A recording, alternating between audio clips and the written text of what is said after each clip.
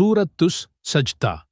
இது வெறும் வார்த்தைகளின் தொகுப்பு அல்ல, இது நம் ஆன்மாவுக்கான ஒரு வழிகாட்டி. இந்த சூரா திருமறை குர்ஆனின் 32வது அத்தியாயம். இது மக்காவில் அருளப்பட்டது.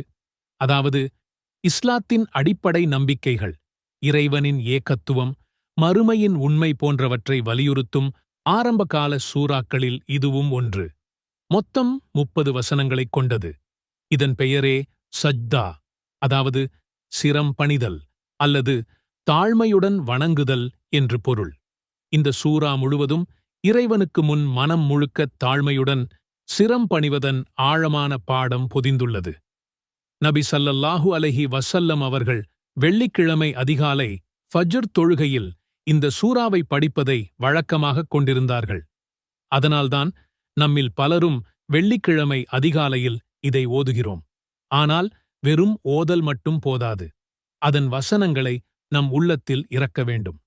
அதைச் செய்ய முதலில் இந்த சூராவின் வரலாற்றை புரிந்து கொள்ள வேண்டும். அதன் பின்னணியையும் அது நமக்கு உணர்த்தும் மகத்துவத்தையும் அறிய வேண்டும்.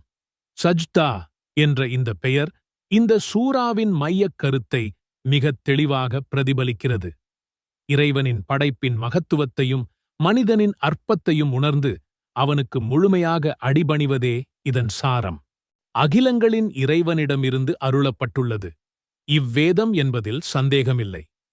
இந்த வசனங்கள் நாம் படிக்கப் போகும் ஒவ்வொரு வார்த்தையும் இறைவனின் நேரடிச் செய்தி என்பதை உறுதிப்படுத்துகின்றன. அடுத்து வரும் வசனங்களில் அல்லாஹ் தான் வானங்களையும் பூமியையும் இவ்விரண்டிற்கும் இடையிலிருப்பவற்றையும் 6 நாட்களில் படைத்துப் பின் அர்ஷின் மீது அமைந்தான். அவனையன்றி உங்களுக்கு உதவியாளரோ பரிந்து பேசுபவரோ இல்லை. எனவே இவற்றையெல்லாம் நீங்கள் நினைத்து சிந்திக்க வேண்டாமா? இந்த உருவாக்கம் எவ்வளவு பெரிய அதிசயம்! இதை நாம் எத்தனை முறை சிந்தித்திருக்கிறோம்? நாம் ஒவ்வொரு காலையும் எழும்போதும் மூக்கு வழியாக வரும் சுவாசம் 1 நிமிடம் தடைபட்டால் போதும், நம் உயிர் போய்விடும். ஆனால் அந்த சுவாசத்தை நாம் கட்டுப்படுத்த முடியாது. அது இறைவனின் அருளால் தடையின்றி நடக்கிறது. இதைவிட பெரிய அதிசயம், நாம் ஒரு துளி நீரிலிருந்து பிறந்து உலகத்தை ஆளும் அளவுக்கு வளர்கிறோம், சிந்திக்கும் ஆற்றலைப் பெறுகிறோம், உணர்ச்சிகளை வெளிப்படுத்துகிறோம். ஒரு துளி நீர்! அதை நினைத்துப் பாருங்கள்.